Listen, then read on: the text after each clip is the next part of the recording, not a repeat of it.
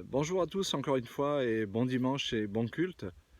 Merci encore une fois de m'accueillir au milieu de vous et je me réjouis encore vraiment que le Seigneur rajoute à ce que vous avez entendu, à ce que vous entendez et ce qui va être dit encore ce matin et ce soir. Alors avant de continuer, on va prier, on va demander à Dieu qu'il bénisse ce moment et afin que chacun de nous puissions recevoir ce dont nous avons besoin et que cela nous soit utile et que cela bénisse aussi le corps de Christ et le Seigneur lui-même. Alors on va prier. Seigneur, je te demande de bénir ce temps et je te remercie, Seigneur, de prendre juste quelque chose de nous, Seigneur, et de travailler en nous et de nous faire du bien. Je te remercie, Seigneur, nous t'élevons au-dessus de toute chose. Ton nom est au-dessus de tout autre nom. Et je te demande, Seigneur, juste de te glorifier. Au nom de Jésus. Amen.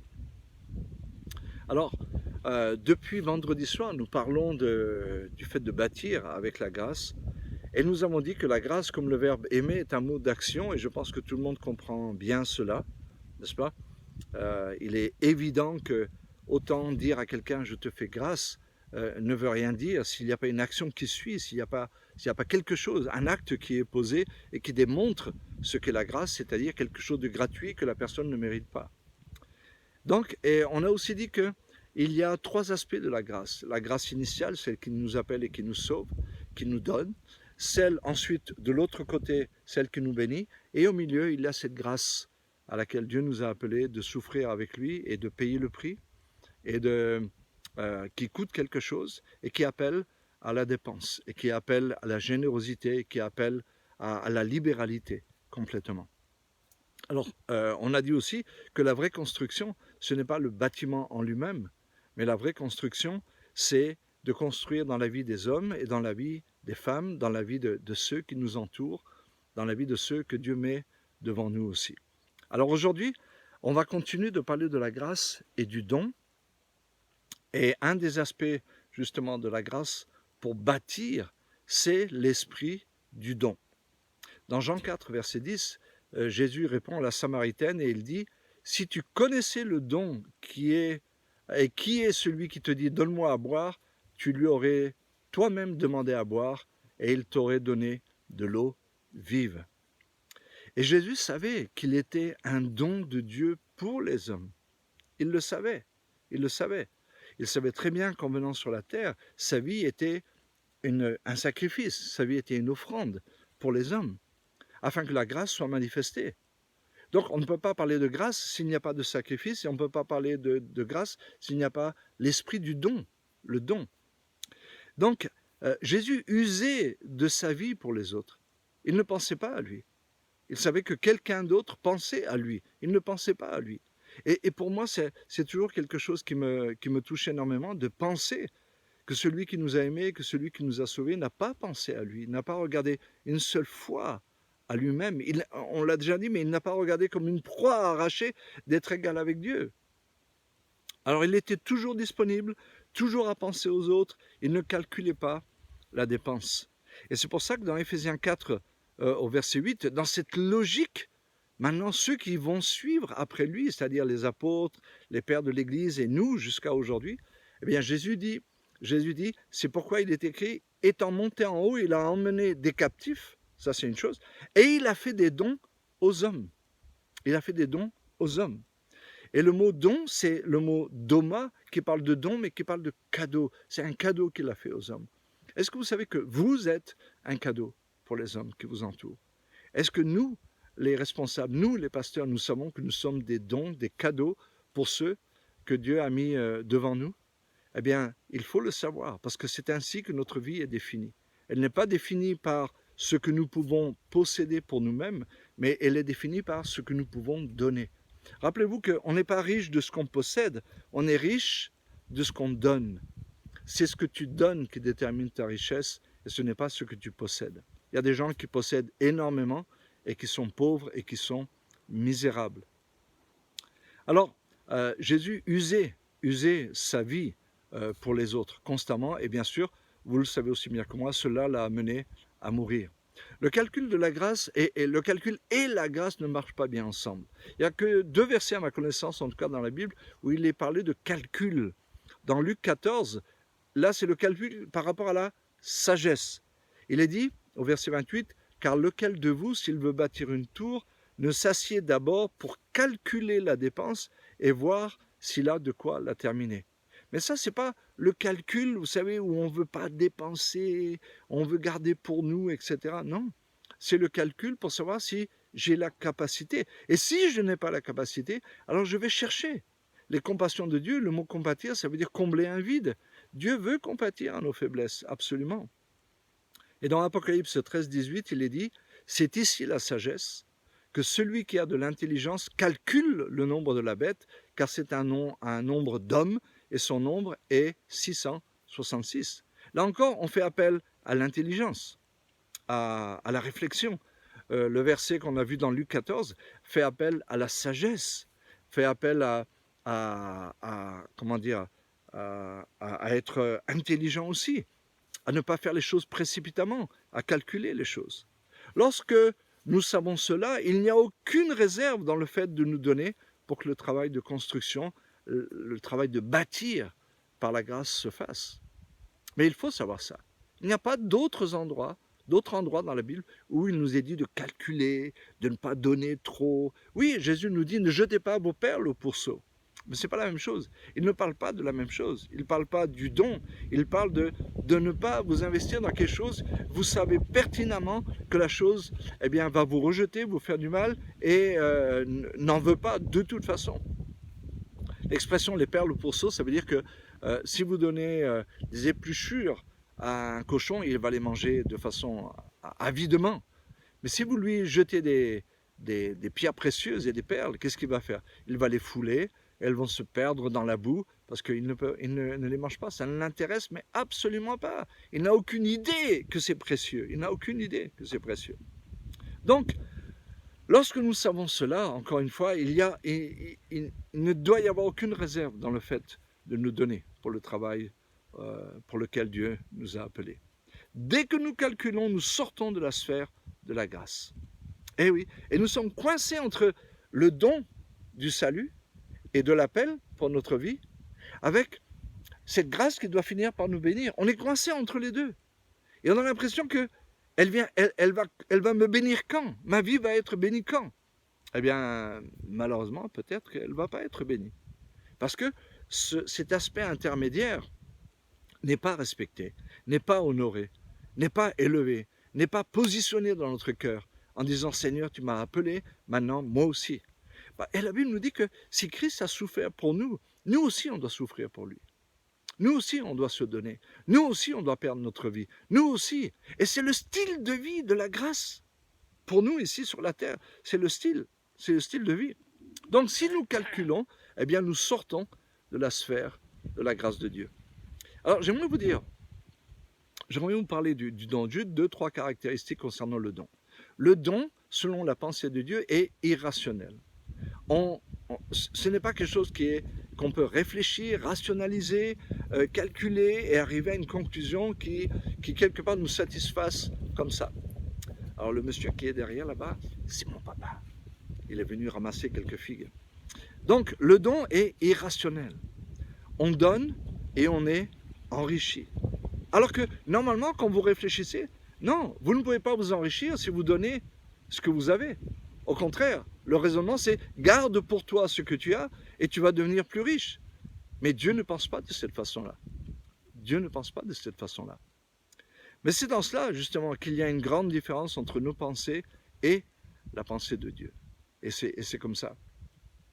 Donc, le don a un aspect qui est complètement irrationnel. Dans Proverbe 11, verset 24, il est dit « Tel qui donne libéralement devient plus riche, et tel qui épargne à l'excès ne fait que s'appauvrir. » C'est assez intéressant. Tel qui donne libéralement devient plus riche, et là on est dans une sphère de raisonnement qui n'est pas la sphère naturelle, qui n'est pas la sphère de l'homme. Lorsque l'homme te parle de t'enrichir, c'est ce que tu as, mets-le dans un compte afin que personne ne te le prenne et surtout ne le donne à personne.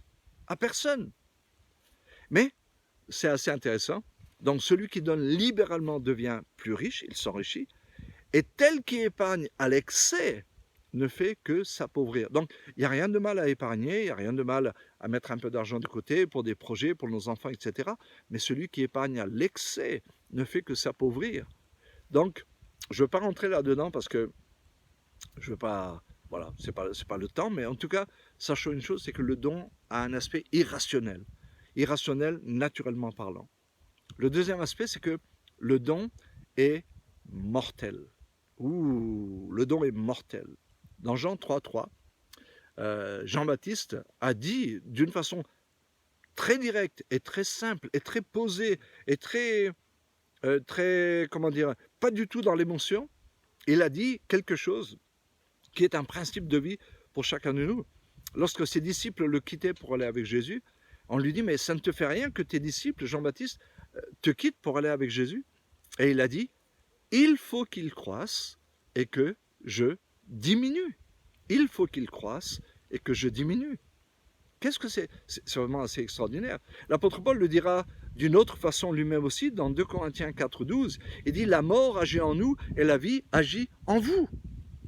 Donc d'un côté, il y a la mort, de l'autre côté, il y a la vie. D'un côté, ça diminue, et de l'autre côté, ça grandit, ça bâtit.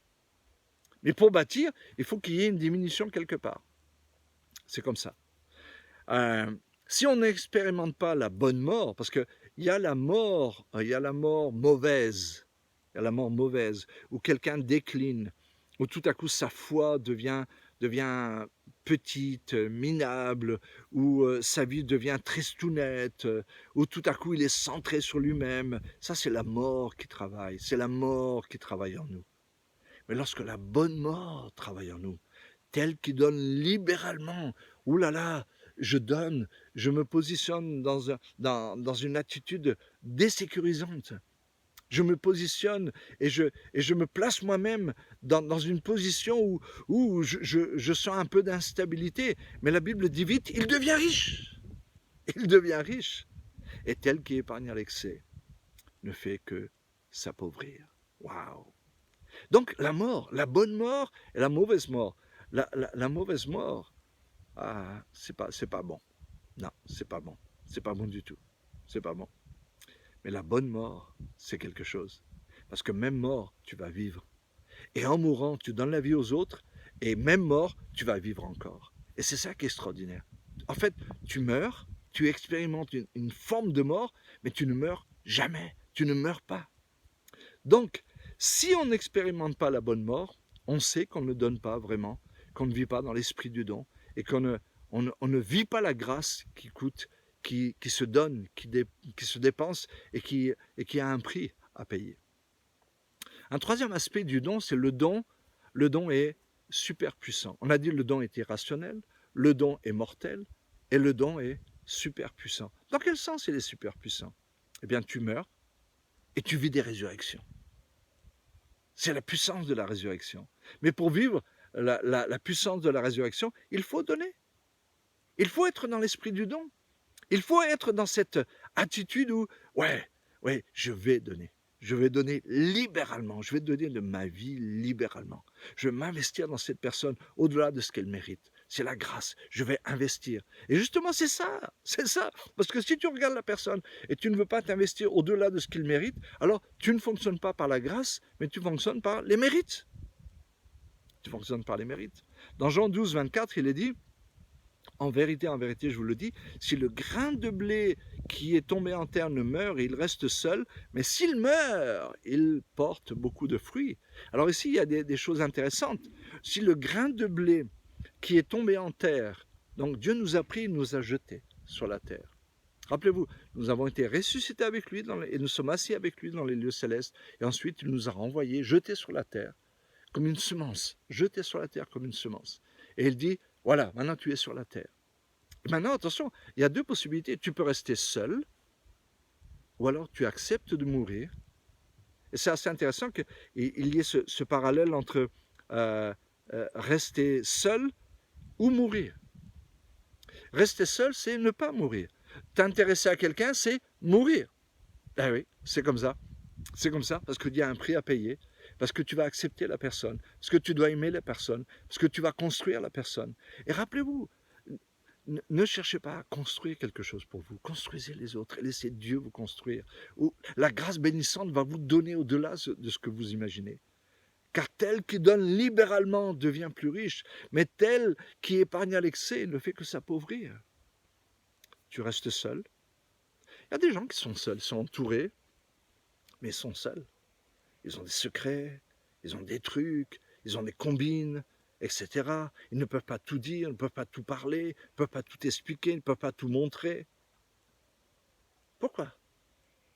Parce que il n'y a pas le don, il n'y a pas le prix à payer, il n'est pas là. Mais c'est assez extraordinaire. Le don est super puissant. Tu donnes et tu ressuscites, tu meurs et tu ressuscites. Mais si le grain qui est tombé en terre meurt, alors il va ressusciter. Et là, il portera beaucoup de fruits, beaucoup de fruits. Mes amis, je vais vous laisser avec ça pour aujourd'hui. Et voilà, que Dieu vous bénisse vraiment. Vraiment, vraiment, que Dieu vous bénisse et que Dieu nous aide tous, tous, tous à vraiment expérimenter cette grâce qui coûte, parce que elle coûte sur le moment, elle pique sur le moment. Oh, mais combien elle est bénéfique pour chacun de nous et pour le royaume de Dieu et pour ceux qui nous entourent. Amen.